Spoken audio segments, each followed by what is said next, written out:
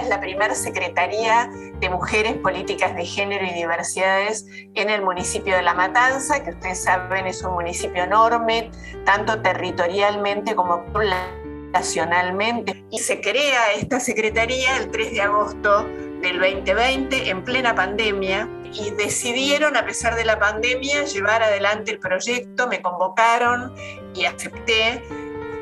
La verdad es que es una emoción, la idea y el deseo desde Nación inclusive es que todos los municipios tengan una secretaría, que todas las provincias tengan una secretaría de mujeres, políticas de género y diversidades, y que al frente de cada una de esas secretarías haya una mujer feminista.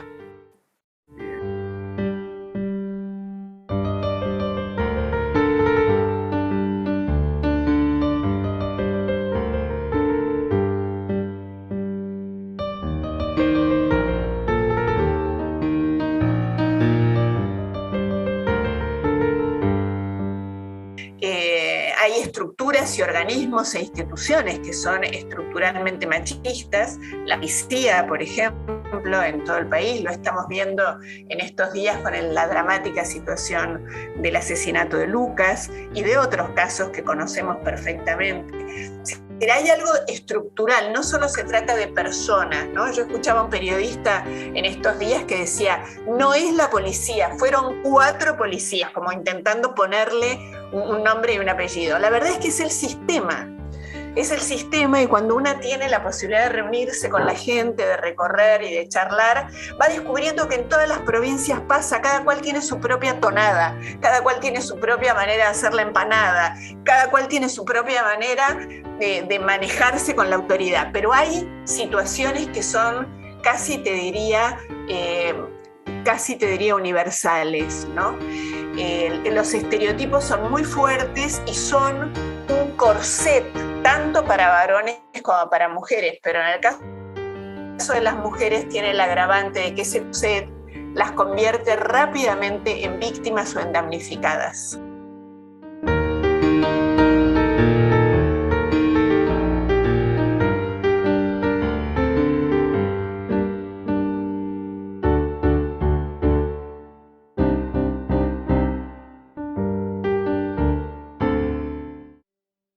Una cosa importante que quiero decir es que cada lugar al que llegamos nos ha costado mucho. Tenemos nuestras propias heroínas y nuestras víctimas de la historia. Tenemos nuestras mujeres que han quedado en el camino y que lograron desde la Revolución Francesa, ¿no? Y antes de la Revolución Francesa también, dice nuestra historiadora querida Araceli Bellota, ¿no? Cuando dice, los feminismos no empiezan en la Revolución Francesa, tal como dicen los libros de historia. Tenemos que tener una mirada latinoamericana y pensar en los tiempos de la conquista y en las mujeres que estaban en los territorios en los tiempos de la conquista española y de la masacre contra los pueblos originarios de cada uno de nuestros territorios. Ha pasado mucho tiempo y hay una ilusión de la igualdad, una peligrosa ilusión de la igualdad. ¿Por qué? Bueno, porque hemos tenido una presidenta, hoy tenemos vicepresidenta, concejalas, gobernadora, vicegobernadora, una enorme cantidad de mujeres y de disidencias sexuales que con su rol asumido o no, pero vamos ocupando y vamos llegando a determinados lugares.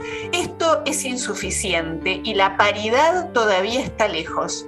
Cuando uno lee los estudios de Oxfam o los estudios de ELA para ir a un espacio que investiga dentro de la República Argentina, ELA, cómo está la representatividad en los lugares políticos, en los lugares donde de verdad se toman las decisiones, estamos todavía lejos. Y acá es importante aclarar algo. La verdad es que lo que aprendimos desde la militancia feminista es que no alcanza con que sea una mujer. Queremos paridad si queremos paridad, no hay ninguna duda. Consideramos que debe haber listas de un varón, una mujer, y que cuando una mujer se retira o se muere o se va, tiene que ser reemplazado por otra mujer, a pesar de la disputa que siempre sucede, pero que no debería suceder. Esto es así. Ahora bien, la historia reciente nos ha demostrado que la condición de mujer no convierte a las personas en aliadas de las mujeres. Y tenemos referencias históricas ineludibles, pensando en personas, en mujeres que han llegado a lugares importantes en la descripción del abanico. Y no me estoy refiriendo a la pertenencia de partido político, me estoy refiriendo a su posicionamiento en relación a algunos temas. Quiere decir que hay una agenda de los feminismos, que hay muchas mujeres que hoy están en espacios de la política, en el Senado, en diputados, en las provincias, en Nación, no importa dónde, que no por ser mujer acompañan. Y quiero aclarar, hay juicios y sentencias de juezas mujeres que son más torturantes y más lejos que algunos varones jueces frente a las situaciones de violencia de género. Dicha esta salvedad, porque más de una vez alguien me dice, bueno, pero las mujeres también dicen que sí, es cierto, la condición de mujer no nos iguala, igual que la condición de varón no los iguala. Somos, dentro del universo de las mujeres, personas que adherimos a determinada posición ética en la vida que tiene que ver con la defensa de los derechos humanos.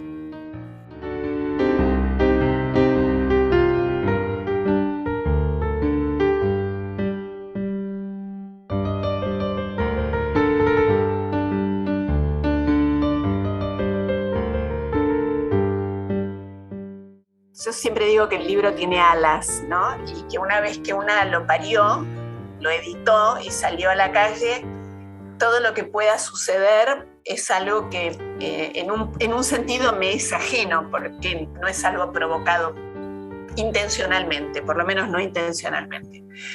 El uso de un determinado lenguaje y el ponerle título, nombre, consideración a la vida cotidiana de tantísimas personas que sufren situaciones de violencia, de alguna manera ha sido, tal vez porque soy periodista, ha sido la clave de aquello que me construyó como una referenta. Mi posición en ese sentido es la posición de muchas compañeras y colegas que vienen trabajando sobre el mismo tema. Tal vez la suerte, he sido muy afortunada de estar en un medio masivo de comunicación, hizo que el uso de este lenguaje y la posibilidad de escribir un libro nos permitiera ir avanzando sobre la construcción de los sentidos comunes. Las palabras construyen sentidos. Y pensemos que el universo del español o del castellano niega la presencia de lo femenino diciendo que lo masculino es un universal. Miren si esto no será violento.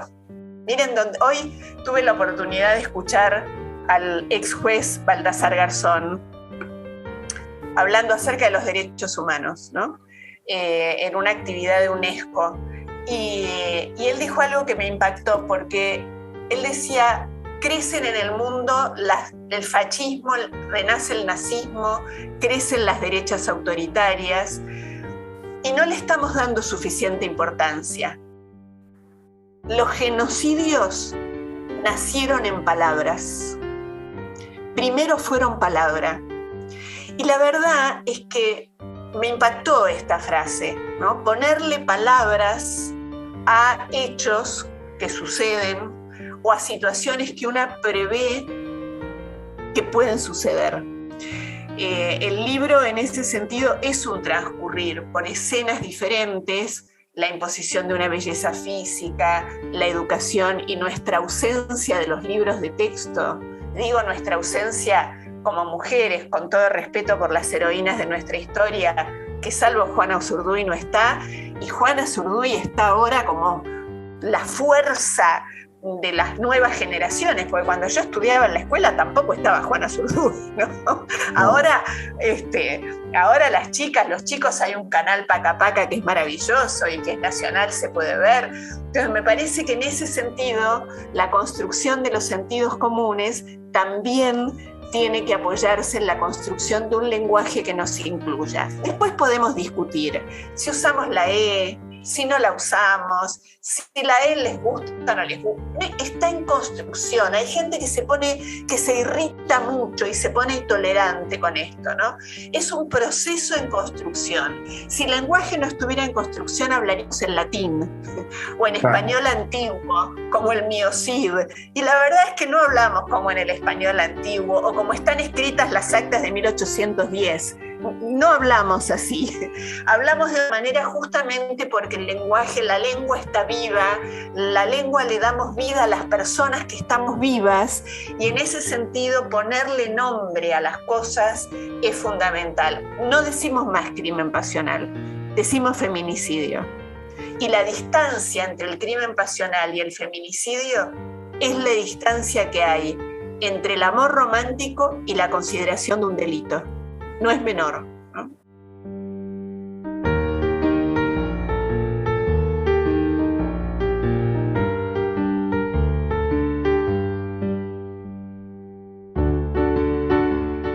Es interesante pensar sobre todo en las nuevas generaciones, en las pibas más jovencitas, sobre todo en las pibas de clases medias, medias bajas, que tienen la sensación que ya no tienen las imposiciones que tuvo mi generación.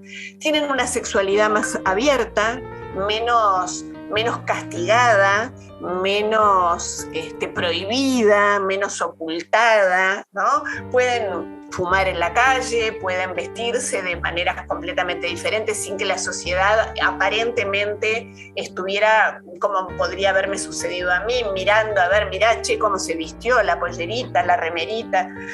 Esto más la idea de que en la política vemos cada vez más mujeres que se expresan con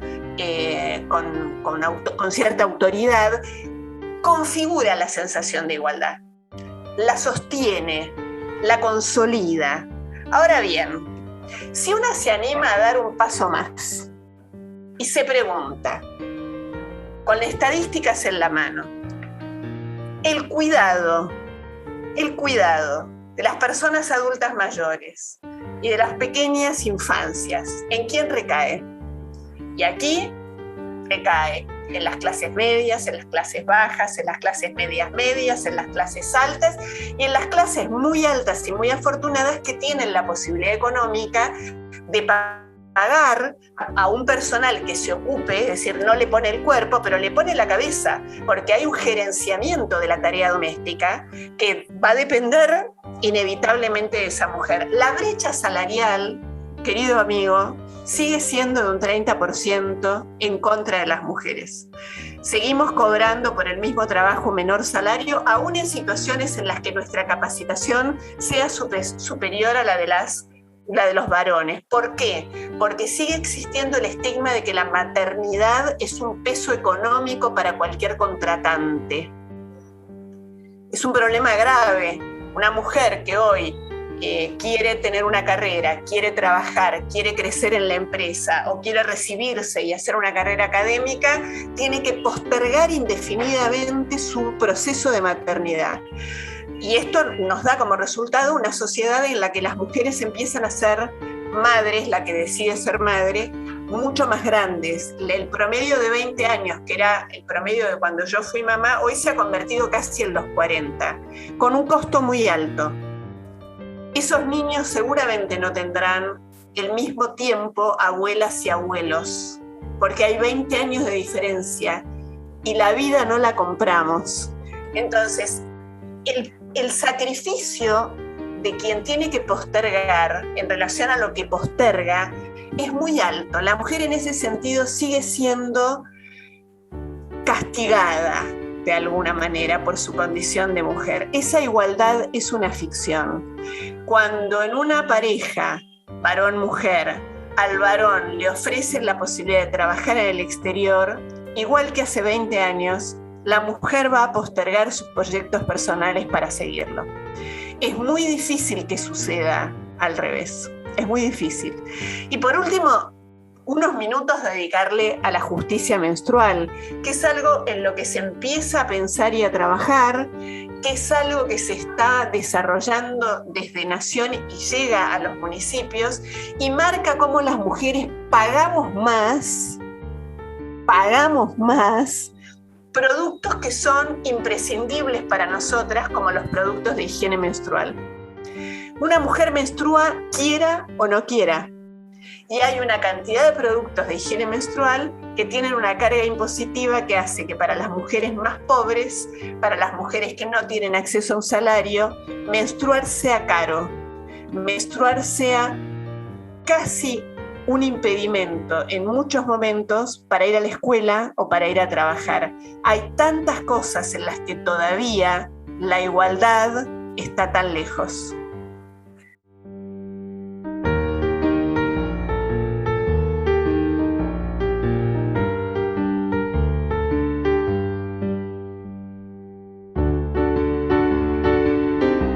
Bueno, en primer lugar, la gran maestra Marcela Lagarde, antropóloga mexicana que ha escrito libros extraordinarios, es la que hace la primera diferencia en relación al tema de feminicidio. ¿Por qué lo denominan feminicidio? Y en México se incorpora el concepto de feminicidio a su código en un momento en el que Marcela era funcionaria. Trabajaba concretamente en la política. El concepto de femicidio es el asesinato de una mujer por su condición de mujer, y esto, sin ninguna duda, a manos de un varón. No estamos hablando de una situación de una balacera en una esquina, de un hurto donde su condición de mujer no modifica absolutamente nada, la hubieran matado igual si hubiera sido una travesti, un varón o cualquier sexogénero. La condición de mujer es lo que define la situación de femicidio. Marcela Lagarde incorpora el concepto de feminicidio cuando dice el Estado es responsable. El Estado no actuó como debió. ¿Por qué? Porque no le tomó la denuncia, porque no la protegió, porque no escuchó los síntomas que eran claros, porque el varón violento gozó de impunidad, porque a pesar de estar imputado o denunciado tuvo la libertad por la presunción de inocencia y porque no había pruebas, de seguir conviviendo con esta mujer hasta matarla, por ejemplo, y matar a sus hijos muchas veces. A mí me parece muy fuerte el concepto de feminicidio y es el concepto que yo en general uso, porque trabajo para un Estado presente. Yo creo que el Estado debe estar presente, que la regulación del Estado es imprescindible para la convivencia en una sociedad. Y en ese sentido disponemos de los organismos y de las organizaciones para que quien denuncia una situación de riesgo genere un movimiento que produzca la protección necesaria. Y no lo tenemos aún hoy. Estamos mejor, pero no tenemos esa protección todavía, por muchos motivos que sería largo de enumerar. Y por otro lado, me parece interesante este arco que trazás entre el feminicidio y el acoso, porque seguramente muchas personas que nos escucharán dirán, bueno, no vas a comparar un piropo con un asesinato. Obviamente que no, por supuesto que no. Pero lo que es interesante señalar es que la multiplicidad de violencias sociales facilitan el feminicidio, lo hacen posible, le dan la posibilidad concreta de convertirse en una realidad, un varón que asesina a una mujer. A veces la palabra, lo que decía el juez Baltasar Garzón, la palabra es el inicio de aquella situación que luego se convertirá si no se la detiene antes, en la violencia física que puede producir el asesinato. La amenaza. Te voy a sacar a tus hijos, por ejemplo. Es una amenaza que las madres protectoras escuchan permanentemente en todo el país. Varones que, articulándose con una justicia que los protege, terminan sacándoles a las niñas y a los niños a esta madre, cuyo mayor delito fue animarse a denunciar al violento. El acoso callejero señala, sobre todo para una jovencita, una profunda sensación de inseguridad, de miedo, de tener que estar caminando medio apretada por lo que me pueden llegar a hacer. Es una sensación que los varones desconocen. Ningún varón se mira en el espejo antes de salir a su casa y cuando se ve dice, bueno, pero voy a tener que volver sola de noche, mejor este pantalón no me lo pongo porque me queda apretado. El riesgo va de la mano con el impedimento de hacer lo que a una se le dé la gana en libertad. Vestirse, cruzar la plaza, caminar de noche, ir a juntarse con amigas, con amigos, con la máxima libertad y volver sola de noche con la certeza de que no va a pasar nada. El piropo de aquella obra se convierte en la angustia de alguien que se siente en riesgo. Y el riesgo no es una fantasía, el riesgo es real. Nos matan de a una por día en nuestro país. Y más.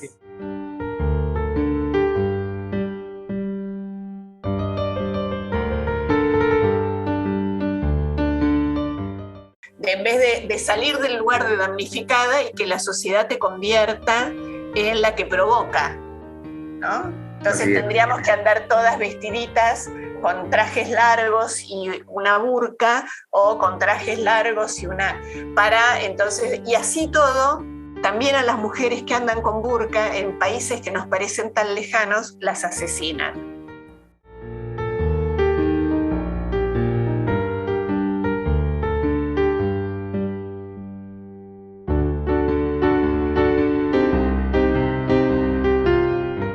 Yo creo que, tal como dice mi queridísima amiga Dora Barrancos, si miramos lo que hemos avanzado en los últimos 20 años comparado en los últimos 2 siglos, el camino que hemos recorrido y la velocidad con la que la hemos recorrido, teniendo en cuenta los tiempos de la historia, ha sido de un proceso maravilloso y acelerado. ¿Por qué?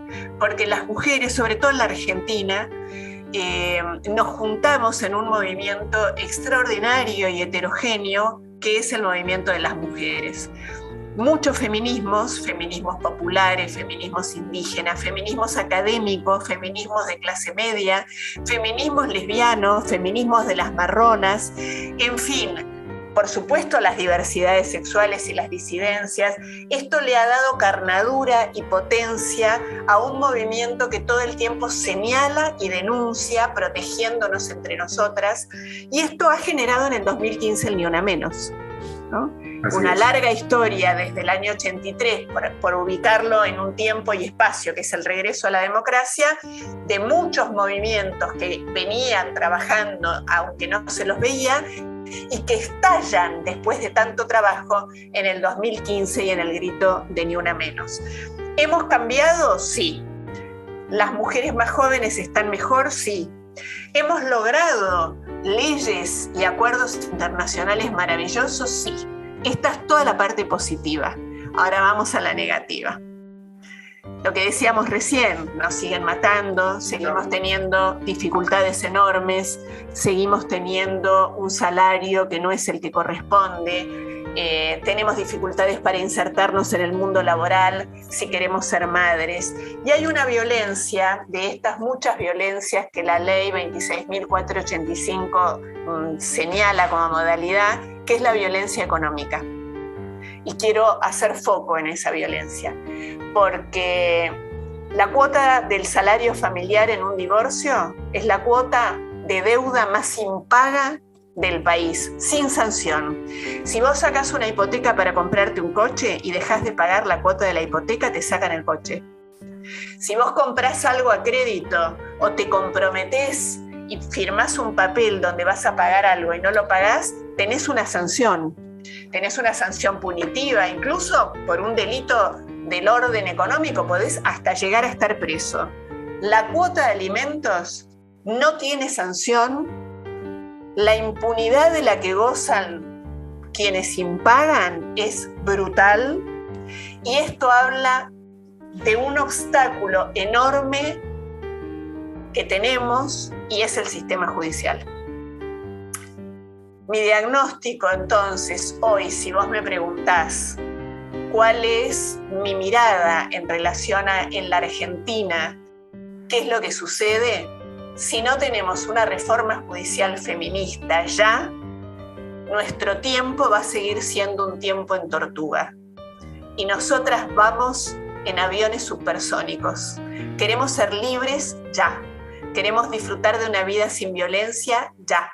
Queremos que nuestras hijas y nuestras nietas puedan andar de la mano enamoradas de quien se les dé la gana, sin que nadie se sienta con derecho a decirles ni qué tienen que hacer, ni cuándo tienen que parir, ni a dónde tienen que viajar, ni qué carrera tienen que estudiar. Mientras el sistema judicial sea patriarcal, misógino y machista, nuestro tiempo es un tiempo demorado. Pero quiero decirte algo. No importa que nos demoren, vamos a llegar igual.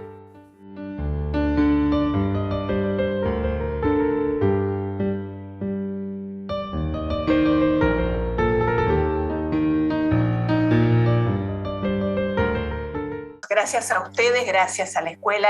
Salta es una provincia que yo amo, tengo allí grandes amigas. La multisectorial de Salta trabaja muchísimo en todo esto que tiene que ver con las violencias y con los derechos humanos. Gracias a ustedes por darme voz y gracias especiales para vos por llevar mi libro como bandera. Te lo agradezco realmente muchísimo. Un abrazo enorme.